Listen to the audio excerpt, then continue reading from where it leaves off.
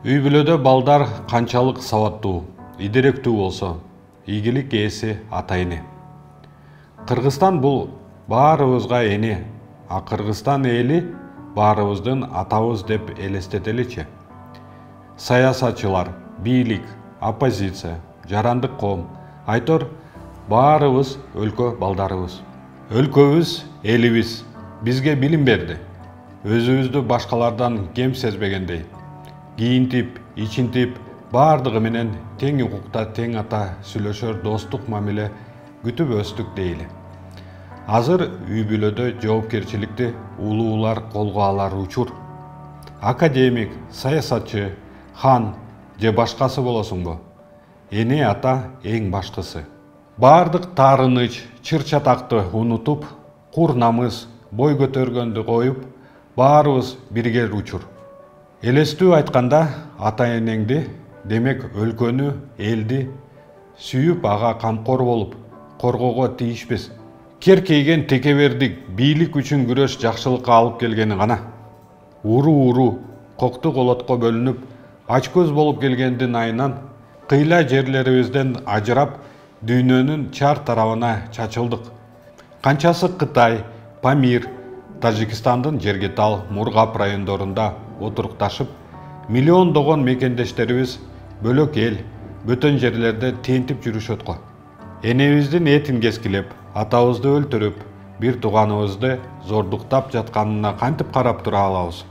Андыктан мен бүгүн коңулда бекип жатпаган чыныгы генерал, запастагы офицерлерди, согуштук тажрыйба жана билимин майданда майышпас жоокерлерибизге берүүгө чакырам. Натыйжалуу тактикаларды, стратегияларды иштеп чыгууга жардам бериңиздер. Жана бардыгыбыз жоокерлерибиздин жогун толуктап турууга биригели. Колубуздагына аябайлы. Майдандагы жоокерлерибиз ач жылаңач болбосун. Коргонууда колдорунда заманбап курал жарактар болсун. Заман талабына бап келген тажрыйба, ыкмаларды колдонуп, алдыңкы үлгүдөгү согуштук шаймандар менен куралданууга тийиш. Ансыз мекенибизди коргоо мүмкүн эмес. Бүгүн ар жоокер, ар бир офицердин статусу президенттин статусунан да бийик.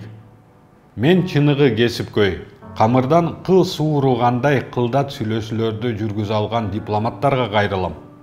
Мындайда караңгыда көз тапкан, капилеттен сөз тапкан көсөмдүк керек. Көрөсөндөрдүн нускоосу өлкө үчүн керек. Ошондой эле аскердик адистерге, улуттук коопсуздук органдарынын ардагерлерине кайрылам. Сиздердин чалгындоо, согуш кылмыштарын аныктоо боюнча тажрыйбаңар өлкө коопсуздугу үчүн керек. Журналисттерге, басылмаларга, өзгөчө факт-чекерлерге, иликтөөчү журналисттерге кайрылар элем.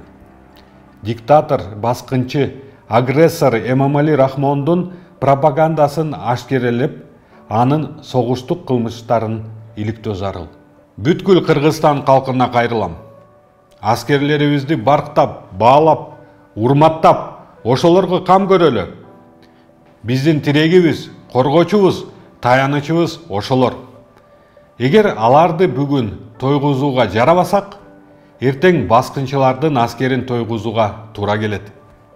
Ар бир аскерибизге, офицерлерибизге кайрылам.